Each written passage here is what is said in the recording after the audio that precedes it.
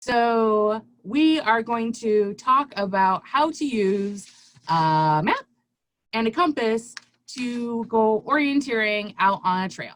So I have shared with you guys a picture of a compass that is labeled. You can see that, Rockcat, right?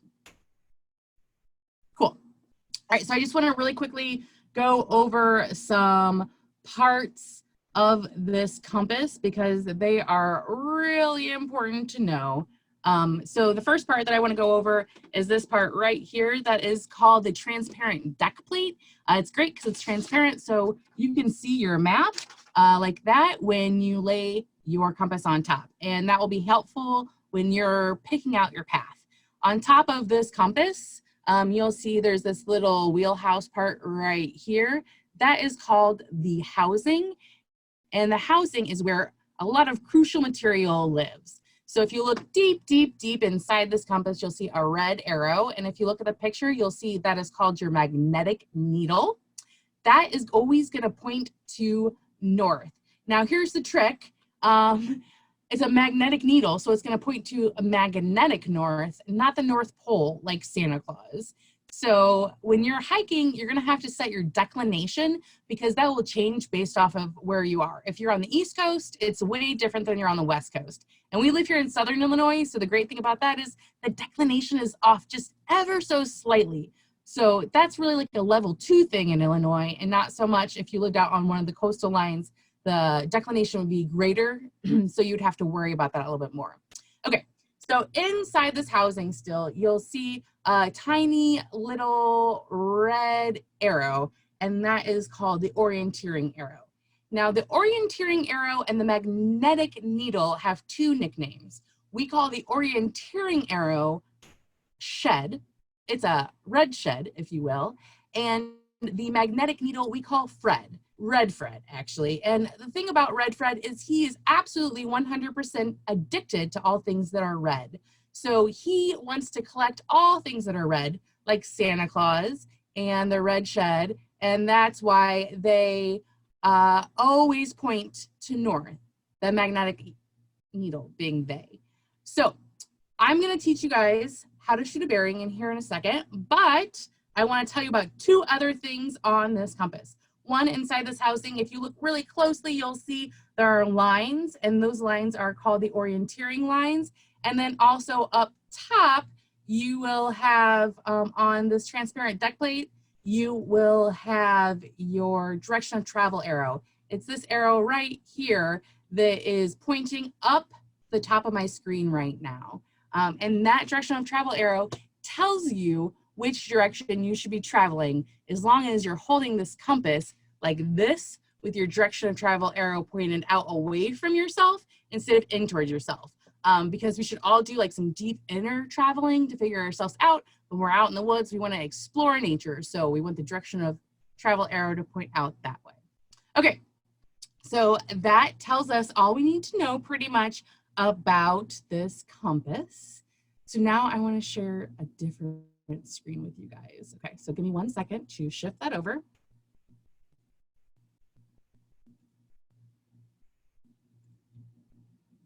Sorry, bear with me and my technology. There's something that I want to tell you guys about too before I share the screen with you, and that is that I will be sharing a PDF with you guys. And this PDF has an activity on it that is going to help you learn how to shoot bearings. So after this Zoom, go and check out that sheet. I will be typing that into the chat bar so you guys can download it here and print it off at your house, or you guys will be able to later go onto our website and print it off there too. Okay, so let me teach you about putting together this compass and this map because that's really important. So the first step is you have to learn how to orientate yourself to your compass. So to do that, we're going to learn how to find north. Okay, so take your compass wheelhouse right here and turn it so on it you can see there's a little letter N, that is north, and you're going to point it up to the top right underneath this thing that says read bearing here. That is actually called the index line, and it indicates where you'll be traveling. So that's really important when you're shooting bearings to know where that line is. Okay, so I have my compass lined up to north. I'm going to take it and I'm going to put it at my belly button. So that's really important to hold your compass around your belly and keep it flat, because if it's like at an angle, the needle won't properly turn, right? Because it's at an angle. So you could be giving yourself a skewed result. Okay, so I'm going to stand up and I am going to hold my compass flat around my belly button, and I'm going to turn until Red Fred is inside the shed.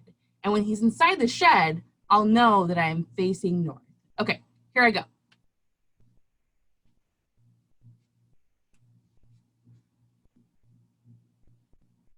All right, Red Fred is in the shed. So now I know that when I'm facing this way, I'm facing north, and I can travel this way on my path north. So that is how you shoot a bearing in a direction. So that's really, really important. If I was like, hey, Rockcat, I'm gonna head to the latrines, they are north, due north. Rockcat could take her compass, she would spin that over to north, and she would travel over that way, and she would be able to find me later at the latrines if she had something that she needed to tell me about. So I was talking to you about this activity sheet that I want you guys to print off. You'll see that there's a bunch of letters. So go ahead and cut those out, because that will be very important. What I want you guys to do is to take your letters and put them around a room, but you'll need to also print off this little trefoil right there, and that guy will be your mat. So stand on that mat and place your letters all around your mat. And what we're going to try to do is we're going to try to spell out a word. So the first letter that I want you guys to try with, that I'm going to try with right here, is the letter G. So my letter G happens to actually be right over there. So what I'm going to do is I'm going to take my compass again, and I'm going to put it flat in my hand, and I'm going to face the letter G. Once I'm facing it, I'm going to take and I'm going to spin this compass housing right here until Red Fred, the magnetic needle, ends up back into that shed, that orienteering arrow. Okay, now that Red Fred is back in his shed, I can go ahead and take my compass and hold it back up in my hand like this. All right, when I look again back at that index line, it tells me that my bearing is 80 degrees. Do you guys see that? So I know that my letter G is at 80 degrees. So if Rockcat came over here and stepped on the placemat that I set on the ground, she could take her compass, turn the wheelhouse to 80 degrees, or the number 80, and be able to find the letter G. So I'm gonna spell out a word for Rockcat and write down all of my degrees, and then she's going to try to figure it out. Well, actually, that probably won't work because Rockcat's at her house and I'm at mine. So I'm going to have to find a member of my own household. Even though I would love to play this game with Rockcat, it's not going to work right now. Sorry, Rockcat. Maybe you could try with someone else in your household? Cool. Yeah, I could definitely do that. All right. So let me teach you guys, now that you are familiar with a compass and you know how to shoot a bearing and to take a bearing, let me show you how to orientate your compass to your map.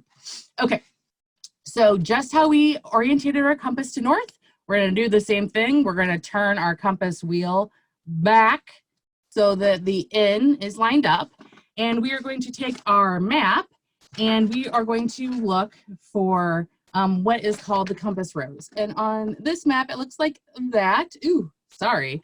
And we are going to try to orientate it. So I'm going to take my directional of travel arrow and line it up with this arrow. And as you can see on the screen that I am sharing with you, we're going to turn it around until all of our compass lines are all matched up. So what's really great is not only can you use the compass rose in the direction of travel arrow, but you can also use your orienteering lines to make sure that it's all matched up, okay? So now that we have our map all lined up, you can do two things. you can, if you've already been there, or maybe it's a new spot and you know where you're starting to hike, you can go ahead and look at your trail. So when I am hiking, what I like to do is follow along the map. So just how Rockcat took her snake guide and put it in her pocket with her knife, I keep my map in my pocket and I keep my compass around my neck. And I will actually pull my map out and kind of follow along with my thumb to be able to see where I am when, and that helps me realize if I've passed a landmark or if my handrail is no longer where it's supposed to be when I follow along on my map. And then also if I get lost, it's a lot easier for me to find. So you're probably asking yourself, what's a landmark and what is a handrail? So a landmark is something that's identifiable. So if you're sharing directions with someone, you're normally like, oh, go up to the Walgreens and turn to right. Well, in nature, there's no Walgreens. So what we do is we look for a high hill or some kind of identifying landmark, or maybe it's a map that has a bunch of buildings on it, like a visitor center or a parking lot. Those would be identifiable landmarks. So I would look for the parking lot or the trailhead and put my thumb there, and then look along my trail to see any other landmarks that I may be able to easily identify. When you guys look behind me right here, you'll see that I have a creek. So if I was hiking on a map of my place, that creek would be a really great handrail for me to follow. And it's a handrail because if I keep it on one side, it will guide me, just like a handrail of some stairs would guide you or help keep you from falling. So this would help me from falling off my map and getting lost. I know that if the creek stays on my right side, like it is on my map right now with the trail, then I have not gotten lost. So I'm staying on that handrail. Okay, so the question is, all right, I now know what handrails are. I now know what backstops are. Oh, you don't know what backstops are? Okay, let me tell you. A backstop is a place that I know that if I've gone to that point, then I've gone too far. So let's say that I'm going to be traveling over to Rockcat's house. I know that she lives near Cedar Lake, and if I've driven down to the beachfront at Cedar Lake, I've driven too far. That is my backstop for getting past Rockcat's house. If I hit that backstop, I need to look at my map, turn around, and go back. Okay, so one last thing that I want to teach you about is how to use Salvia's 1, 2, 3 method to map and compass, because it's a really great way for you to see how to get to a place. And as I'm traveling along, there's a couple of things I do to make sure that I'm getting to my destination. One is I check my pacing. I have either someone with me who's an official logger, if you will. They log the time, so they know when we started, we know when we stopped, and we check on the map and measure how long that is, so that way we can see what our traveling speed is. Or we count our steps, and that way we can figure out what our pace is. Now, I am not so good with counting steps because once I get past like 25, my mind starts wandering with, oh, a squirrel, or ooh, a butterfly. So that's a lot harder than for me to write down what time I started and then to check back on my time. Okay, so let me go ahead and now show you these easy 1, 2, 3 steps. Okay, so step 1 is what we were talking about earlier. That is orientating your compass and your map together, so that way you know which direction you'll be going. Once you have that done, you can pick where you are and where you want to go, and then take your compass and line up this edge on the map. So as you can see on this video, there's point A and point B, and along the edge, we have measured that. And the direction of travel arrow is pointing towards our destination. This is just like when we were talking about pointing the compass back in towards yourself. If you don't point it towards where you're going, then you'll be traveling the opposite direction, and it will take a lot longer for you to get there. Okay, so once you have your path marked out, you can measure it and figure out how long it will take you. But the most important thing for you to do is to go ahead and spin that compass wheelhouse around until Red Fred gets back into the shed. Once Red Fred is spun around and in the shed, we know that we can go ahead and we've locked in our bearing towards our destination. okay? So make sure that map is orientated. It's really, really, really important.